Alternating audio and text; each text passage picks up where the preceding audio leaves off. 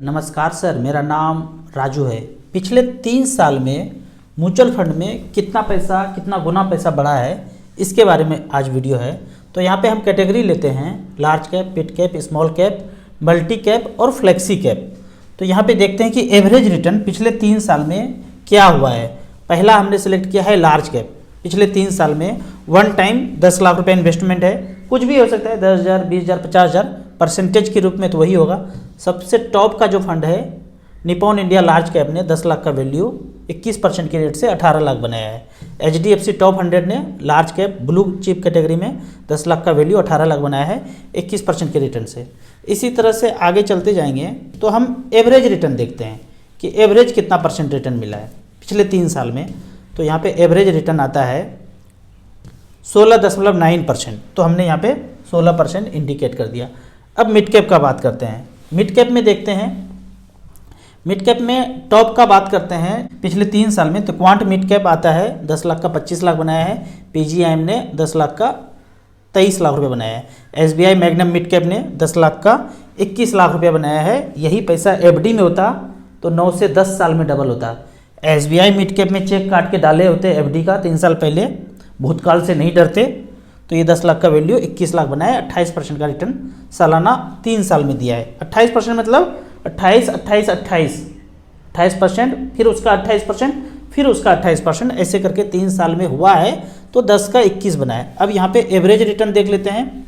Mid cap category में सारे fund का ऊपर नीचे कौन सा पता नहीं, कौन सा टॉप है ये नहीं देखा, तो 23% का रिटर्न पिछले 3 साल में। 23 पिछले 3 साल का मतलब यही होता है, 23% का रिटर्न दिया है। तो यहाँ पे हमने 23% लिख दिया। अब स्मॉल कैप कैटेगरी का बात करते हैं। एवरेज सबसे टॉप वाला देखते हैं कि 10 लाख का वैल्यू क्वांट स्मॉल कैप ने 10 का 37 बनाया, 54% का रिटर्न इस फंड ने दिया है। निपॉन इंडिया स्मॉल कैप ने 36% का रिटर्न दिया है सालाना। इसमें से एक्सपेंस ऑलरेडी कट चुका है, 1.5%, 2% जितना भी है वो कट चुका है। तो average return small cap category में अगर देखते हैं तो इस स्मॉल कैप कैटेगरी में एवरेज रिटर्न आया है 30.41% का एवरेज रिटर्न है। उसी तरह फ्लेक्सी कैप और मल्टी कैप का बात करते हैं तो स्मॉल कैप में 30%, मल्टी कैप में 22% और फ्लेक्सी कैप में 18%। यहाँ पे है फ्लेक्सी कैप, मल्टी कैप पहले आया, सबसे टॉप पे है क्वांट एक्टिव, 36% का रिटर्न दिया है। निपॉन इंडिया मल्टी कैप ने 25% का रिटर्न दिया है। जबकि फ्लेक्सी कैप का बात करते हैं, यहाँ भी क्वांट का फंड आ रहा है, 10 लाख का 27 लाख बनाया है। HDFC फ्लेक्सी कैप ने 10 का 20 बनाया है 26% के रिटर्न से। पराग पारिक तीसरे नंबर पे है, 10 का 19 बनाया है 25% के रिटर्न से। यहीं फ्लेक्सी कैप में एवरेज का बात करते हैं यदि, तो एवरेज के रूप में पिछले 3 साल में रिटर्न दिया है 18.12। तो इस तरह से करके हमने पांचों कैटेगरी का एवरेज निकाल लिया पिछले 3 साल का। अब सबको जोड़ देते हैं, इसका भी एवरेज का एवरेज। तो 18, 22, 40, 30, 70 और इधर दोनों को जोड़ देते हैं 16, 23, 39, दोनों को जोड़ते हैं 70 और 39 हो गया 109 डिवाइडेड बाय 5 कैटेगरी लिए हैं, 5 से डिवाइड कर दिया तो 20.18% का एवरेज रिटर्न आया। अब इस पैसे को ऐसे कैलकुलेट करते हैं कि 10 लाख लगाया 3 साल के लिए, 20% का एवरेज रिटर्न मिला तो 10 लाख का वैल्यू 17,28,000 हो गया। तो 10 का जब 17,28 हो गया, 17 लाख मान लेते हैं, 10 का 17, तो 1.7 गुना पैसा हुआ है पिछले 3 साल में। तो ये जो क्वेश्चन था, पिछले 3 साल में म्यूचुअल फंड में कितना पैसा बना, तो 1.7x पैसा बना है म्यूचुअल फंड में। आप कौन सा कैटेगरी में लगाए हैं, ऊपर नीचे अच्छा खराब सब में एवरेज अगर लगा दिए, इसलिए मैं बोलता हूँ 10,000 है 1,000 करके सब में लगा दीजिए। पता नहीं कौन अच्छा कौन खराब, सब में डाइवर्सिफाइड करके लगा दीजिए। एक ही कैटेगरी मत लगाइए, मिड कैप में लगाइए, स्मॉल कैप में लगाइए।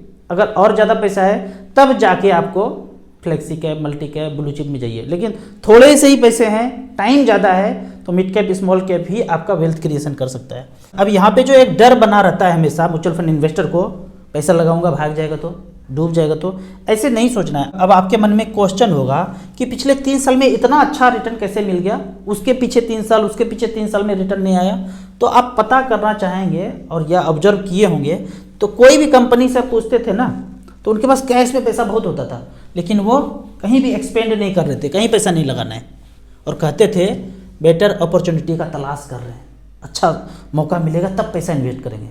मौके का तलाश नहीं कर रहे थे, उनको सब पता था कि प्लान के तहत, एज पर प्लान के तहत कि भूतकाल आने वाला है, पता था, बड़े बड़े कारपोरेट्स को ये बात पता था भूतकाल जब आएगा, डर से जब सब लोग बेचेंगे। एक चीज़ ध्यान रखिए, कोई ना कोई बेचेगा तभी कोई ना कोई खरीदेगा। राजू चौधरी ने नहीं बेचा तो इसका संपत्ति किसी ने नहीं खरीदा, हमने म्यूचुअल फंड बेचा ही नहीं तो किसी ने खरीदा ही नहीं। तो जिसने बेचा लाल में उसको मौका मिल गया ग्रीन में खरीदने के लिए, उन्होंने खरीदा। कोई तो यहाँ पे भूतकाल में खरीदा होगा ना, अगर डर से किसी ने बेचा तो किसी ने खरीदा होगा। वो किसी ना किसी ने, जो बोलते थे ना बेटर अपॉर्चुनिटी का तलाश कर रहे हैं, अच्छा मौका मिलेगा तब पैसा झोंकेंगे, वो झोंका यहाँ पे सारे कंपनी का जो है शेयर एक्वायर किया। तो जो डर से पैसा बेच दिया, यूनिट्स बेच दिया, शेयर बेच दिया, उनको किसी न किसी ने खरीद लिया। अब एक दूसरा डर है कि ज़िंदगी की मेहनत का पैसा है और इतना ही पैसा है, कहीं ख़त्म हो गया तो, इतना ही है इतना ही ख़त्म हो गया तो ख़त्म नहीं हो सकता है। इसको थोड़ा गहराई से सोचना है। आपने म्यूचुअल फंड कंपनी में पैसा लगाया, मेरे कहने पे स्मॉल कैप मिड कैप में आपने लगा दिया, 5,000 पर मंथ ही है और उतना ही लगा दिया और सोच लिया कि 20 साल लगाएंगे, और मन में एक डर है खत्म हो गया तो यहाँ देखते हैं कि आपने स्मॉल कैप में पैसा लगाया, मान लेते हैं एक फंड SBI स्मॉल कैप में पैसा लगाया, हालांकि 5,000 है तो मैं नहीं कहता हूँ कि एक में ही लगाना है, 1,000 करके 5 फंड में लगाना है। तो एग्जाम्पल के तौर पर SBI स्मॉल कैप लिया और एक फंड में पैसा लगाया, 1,000 रुपया एक फंड में लगाया। तो अभी इतना कंपनी है ब्लू स्टार में, उसने उस पैसे का जो आपने 1,000 लगाया उस पैसे का 4% इस कंपनी में है। इस तरह से करके तो इतने सारे फंड हैं और इस परसेंटेज में आपका पैसा लगा हुआ है, चाहे छोटा सा पैसा आपने लगाया है उसका ही परसेंटेज आपका लगा हुआ है इस फंड में, इस कंपनी में सारा लगा हुआ है पैसा। तो आपके पैसे को डूबने के लिए, वो 1,000 रुपये पर मंथ डूबने के लिए ये 56 कंपनी को डूबना पड़ेगा। और ऐसा अगर आपने 5 जगह पे लगा दिया है तो एक लगभग 50 में तो 5 25, 200 से 250 कंपनी में आपका पैसा डाइवर्सिफाइड हो गया। तो अगर 200 से 250 कंपनी में डाइवर्सिफाइड हो गया तो आपके पैसे को डूबने के लिए वो सारे कंपनी को डूबना पड़ेगा, ये पॉसिबल नहीं है। एक कंपनी को पूरे देश में ऐसा कुछ होता है जो अभी हो रहा है, एक के साथ, एक ग्रुप के साथ हुआ तो हाहाकार मच जाता है, सबके साथ नहीं हो सकता है, पूरा दुनिया ही खत्म हो जाएगा, भारत ही खत्म हो जाएगा, तब ना हम होंगे ना आप होंगे तो फिर ना कंपनी होगा। तो इसको डरना नहीं है, थोड़े थोड़े पैसे करके आप इन्वेस्ट करते रहिए तो आपका वेल्थ क्रिएशन हो जाएगा। अब कुछ कमेंट सेक्शन का क्वेश्चन लेते हैं। यहाँ पे दिया हुआ है कि मेरा SIP चल रहा है, Canara Robeco blue chip, PGIM mid cap, PGIM flexi cap, Axis small cap, Nippon India small cap, HDFC small cap, PGIM India small cap, Quant small cap, ये सारे फंड अच्छे हैं। एक फंड को आप चेंज कर सकते हैं तो कर दीजिए। कैनरा रेबको ब्लू चिप से हट के आप कैनरा रेबको इमर्जिंग इक्विटी में चले जाएंगे तो शायद ज़्यादा अच्छा रहेगा पोर्टफोलियो आपका, क्योंकि इसमें आपका पैसा भी ज़्यादा जा रहा है। अगला है कि 15,000 रुपये पर मंथ किया, 15% के रेट से 15 साल में 1 करोड़ हो जाता है। हमने ऐसा कभी किसी को होते नहीं देखा है, जबकि प्लॉट खरीदा, प्रॉपर्टी खरीदा, परचेज किया, मल्टीबैगर बन गए, जॉब से बन गए, सब जगह से बन सकते हैं। आप मेहनत करते हैं, आप प्रॉपर्टी सेल करते हैं, ज़मीन खरीद बिक्री करते हैं, आपका वो प्रोफेशन है, आपका वो गुण है, आप वहाँ पे मेहनत कर रहे हैं, दिमाग लगा रहे हैं, दिमाग लगा के कोई भी पैसा कमा सकता है। लेकिन यहाँ पे जो कहना कि कोई नहीं बनाया है, तो मैं अपना ही उदाहरण देता हूँ, दूसरे का पोर्टफोलियो में दिखा नहीं सकता हूँ। निपॉन इंडिया ग्रोथ में 2010 से लेके अब तक 13 साल बीत गया, 3-3 हज़ार पर मंथ का SIP चल रहा है।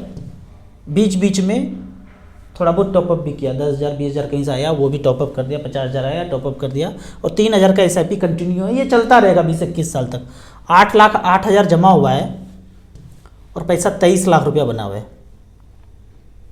ये कहना ना कि 1 करोड़ रुपया नहीं बनता है, पूरे पोर्टफोलियो मिला के तो 1 करोड़ से ऊपर है, लेकिन यही फंड सिर्फ अगर जिंदा रहा तो यहीं पे आपको 1 करोड़ रुपया इस फंड में दिखा दूंगा। अभी एवरेज रिटर्न 15.9% का रिटर्न दिखा रहा है, जब मार्केट अप था 18, 19, 20% का रिटर्न यहाँ दिखा रहा है। तो भूले भटके भी हमें क्या चाहिए 15-16%, उतना अभी मिल रहा है। तो इस क्वेश्चन को अब आगे बढ़ते हैं कि कहीं नहीं मिला है, आप सही कर रहे हैं, आपने नहीं देखा है तो नहीं मिला है, लेकिन हमने देखा है हमें मिला है।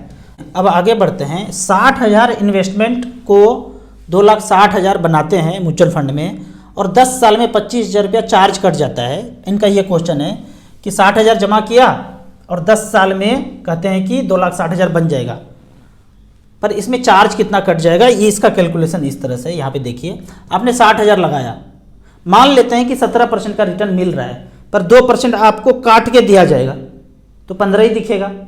तो 17 मैं यहाँ कैलकुलेट कर रहा हूँ, 2% कटेगा तो 15 मिलेगा। तो यहाँ पे देखते हैं 60,000 रुपये लगाया और 1 साल के बाद 17% के रेट से 70,200 हो गया। अब इसमें से 2% चार्ज कटेगा, एक्सपेंस रेशियो, फंड मैनेजर को पैसा जाना है, एएमसी चलना है, हमें कुछ पे आउट होना है। तो इस तरह से करके जितना भी खर्चा है उसको एक्सपेंस रेशियो बोलते हैं। उदाहरण के तौर पे जो मैंने यहाँ पे एसबीआई का फंड दिखाया था, ये एसबीआई का एक्सपेंस अगर यहाँ पे देखते हैं तो यहाँ पे लिखा हुआ है एसबीआई स्मॉल कैप में एक्सपेंस है 1.83, 2% से कम है।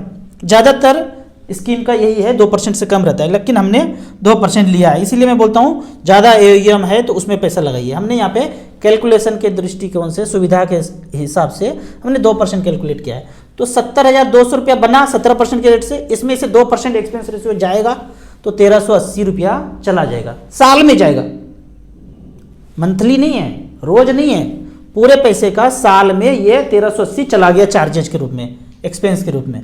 अब इस पैसे से इसको हटाएंगे तो 68,820 रुपया हुआ। अब इसमें भी 17% मिला अगले साल, 1 साल के और बाद, तो ये पैसा बढ़ के हो गया 80,519 रुपया। अब इसका 2% कटना है तो 1,610 रुपया साल के अंत में कट जाएगा। अब इस पैसे को इसमें माइनस कर देंगे तो बचा कितना, 78,909 रुपया। इसमें 17% मिला तीसरे साल तो पैसा हो गया 92,323 रुपया। इसमें से 2% कटेगा 1,846 रुपया। तो इस तरह से करके 1,800, 1,600, 1,300 सालाना कटते जा रहे हैं। तो आपका कहना सही है कि 2-2.5 लाख बढ़ेगा तो 20-25 हज़ार रुपया एक्सपेंस के रूप में कट जाएगा, कटेगा ही कटेगा। सब लोग मिलके काम कर रहा है, ऐसे तो चलेगा ही नहीं, कुछ ना कुछ तो करना पड़ेगा। तो ये चार्ज कट जाएगा। लेकिन अब ये कटता कैसे, एक्चुअली मंथ के लास्ट में कटता है, साल के अंत में कटता है, जैसे मैंने ये साधारण हिसाब से कैलकुलेट करके बताया, ऐसे नहीं कटता है। मान लेते हैं कि आपने 1 लाख लगाया, उसका 2% एक्सपेंस रेशियो 2,000 होता है।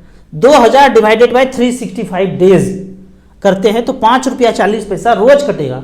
आपने 1 लाख लगाया, अगले दिन जो भी बढ़े घटेगा उसमें से 5 रुपया 40 पैसा कट जाएगा। मान लेते हैं कि आपका 1,000 बढ़ा या 500 बढ़ा, उसमें से 5 रुपया 40 पैसा कट जाएगा। फिर अगले दिन बढ़ा घटा जो भी होगा वो 5 रुपया 40 पैसा कट जाएगा। ऐसे ऐसे करके 365 दिन 5 रुपया 40 पैसा कटता जाएगा तो 2,000 रुपया पूरा रिकवर हो गया। फिर अगले साल जितना पैसा है उसका 2% डिवाइडेड बाय 365 डेज, जो पैसा आएगा वैसे कटते जाएगा। इसी तरह से कटता है म्यूचुअल फंड में, यही नियम है।